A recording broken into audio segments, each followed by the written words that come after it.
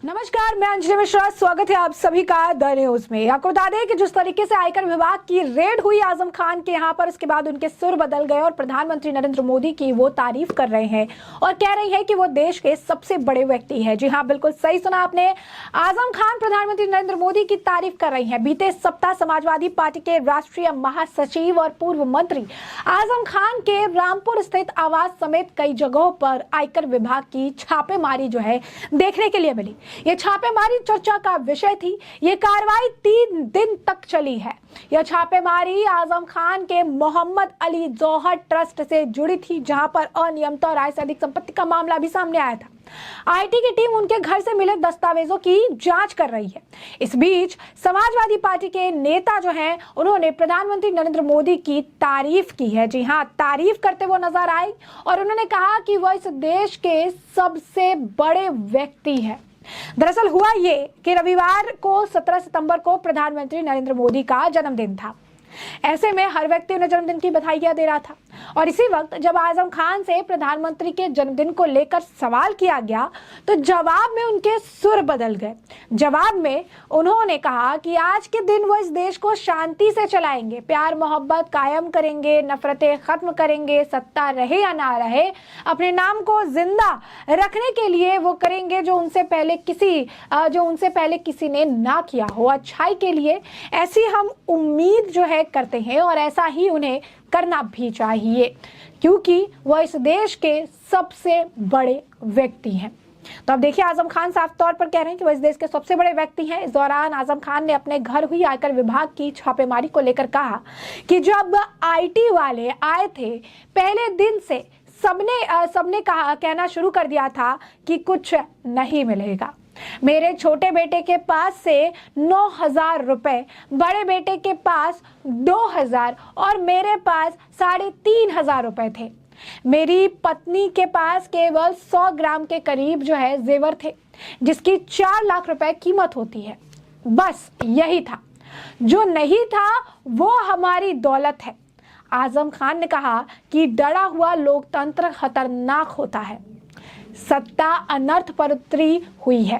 उन्होंने कहा कि सपा नेता आगे कहते नजर आए, अपने अंदाज में उन्होंने पलटवार किया और वो कहते नजर आए, हम चोर हैं, हम कब्र में ले जाएंगे इस विश्वविद्यालय को, कितना और जिएंगे। ये टाटा बिरला का इंस्टीट्यूट नहीं है, ये मिशन है। यहाँ गरीब बच्चे पढ़ते हैं, उनकी फीस प्राइमरी स्कूल के बराबर है। क्या पूरी दुनिया में ऐसी कोई मिसाल है कि किसी शैक्षिक संस्थान पर कभी इनकम टैक्स का जो रेड है वो हुआ है? आजम ने कहा कि मैं तो मुर्गी चोर हूँ। जी हाँ, उन्होंने कहा कि मैं तो मुर्गी चोर हूँ, बकरी का, भैंस का चोर हूँ और दफाए डकैती की लगी है। एक मुकदमा तो ऐसा है जिसमें मैंने और मेरी पत्नी ने शराब की दुकान लूट ली थी। उन्होंने कहा कि एक तरफ तो मैं बकरी चोर हूँ और दूसरी तरफ जो है मेरे घर आईटी का रेड होता है।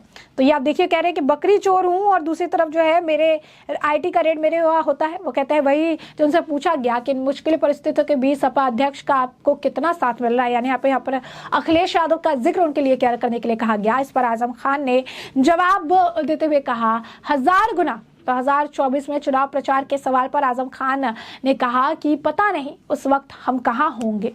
तो कहीं ना कहीं डर भी है उनकी बातों में और उनकी बातों में अब ये कि जिस तरीके से आईटी रेड वगैरह हो रही है उससे भी वो परेशान है।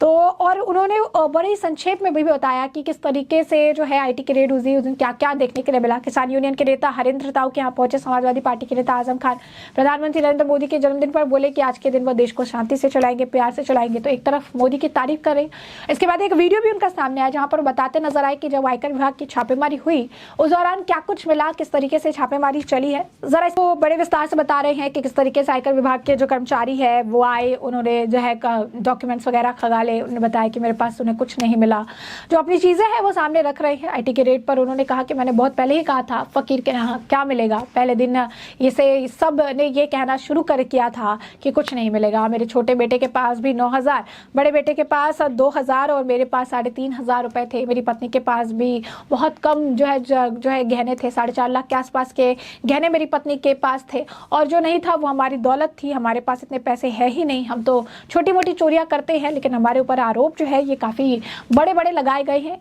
वहीं एकता कौशिक को लेकर भी उनसे सवाल पूछा गया। एकता कौशिक के घर पर रेड के मामले पर जब उन्होंने कहा कि क्या गुनाह है कि जो है वो मेरी बेटी है, उन्होंने एकता कौशिक को लेकर कहा कि एकता कौशिक ने मेरी पत्नी की इतनी सेवा की है कि कोई अपनी औलाद भी नहीं करता है। उन्होंने कहा कि मेरी खुद की कोई बेटी नहीं है, मेरी कोई अपनी बेटी जो है बेटी भी नहीं है। जब एकता कौशिक के यहाँ जाने के बारे में उनसे पूछा गया तो फिर उस सवाल का भी उन्होंने जवाब दिया, और उन्होंने शायराना अंदाज में इसका जो है वो जवाब देते नजर आए। शायराना अंदाज में वो कहते नजर आए, रिश्ते इस दौर में टूट गए हैं, रिश्ते दिलों से होते हैं, राहतों से होते हैं।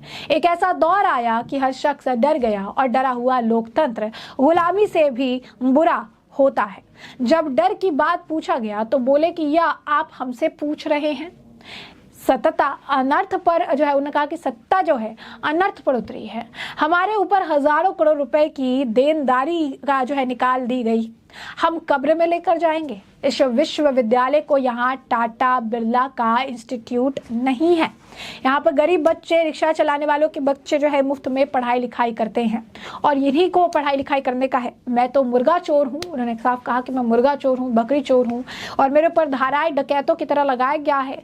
विपक्षी गठबंधन INDIA को लेकर बोलते हुए उन्होंने कहा कि जहाँ धर्म जाति कोई दूरी नहीं है, इंसानियत और युवाओं को जो है साथ लेकर नस्लों के लिए नई उम्मीद के तौर पर और ख्वाबों का मसौदा है INDIA और भारत के अंतर के सवाल पर उन्होंने जब उनसे पूछा गया तो वो बोले कि यह बहुत बड़े नेताओं की बात है, इसमें मैं क्या बोलूं, मेरा स्तर जो है ये बड़ा ही छोटा है। 13 तारीख को तकरीबन सुबह 7 बजे IT की टीम आई, और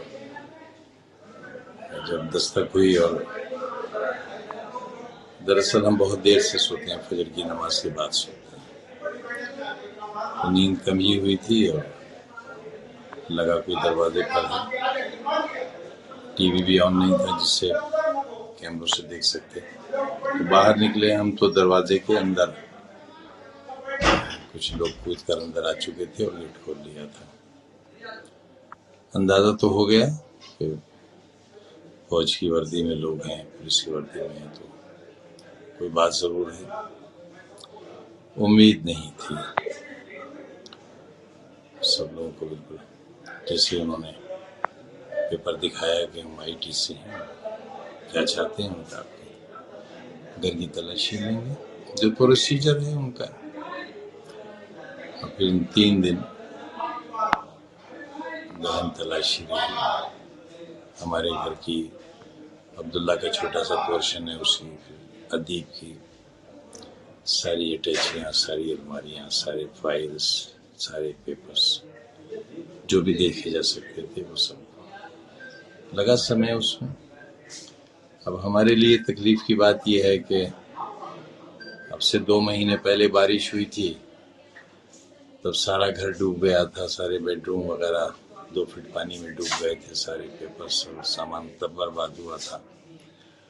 अब 2 महीने बाद फिर बारिश हुई तो उससे ज्यादा 3 फीट के करीब पानी आ गया था, तो वही सब फैला पड़ा था घर सारा। अब ये कितने हफ्ते लगेंगे इस सब तिनकों को बटोरने में, वक्त तो लगेगा। मुर्गी चोर, बकरी का, भैंस का चोर हूँ, लेकिन मेरे ऊपर धाराएं जो हैं, जो दफा लगाई गई हैं, वो डकैतों की लगी है। मेरे ऊपर शराब की दुकान, और मेरी पत्नी जो आप कहिए कि एसोसिएट प्रोफेसर है, उनके ऊपर तो शराब की दुकान से 16,900 लूटने तक का आरोप जो है, मुकदमा जो है दर्ज किया गया है। एक तरफ तो मैं चोर हूँ और दूसरी तरफ जो है IT की रेड की जा रही है, और एक चोर के ऊपर इनकम टैक्स की जो रेड है वो देखने के लिए मिल रही है।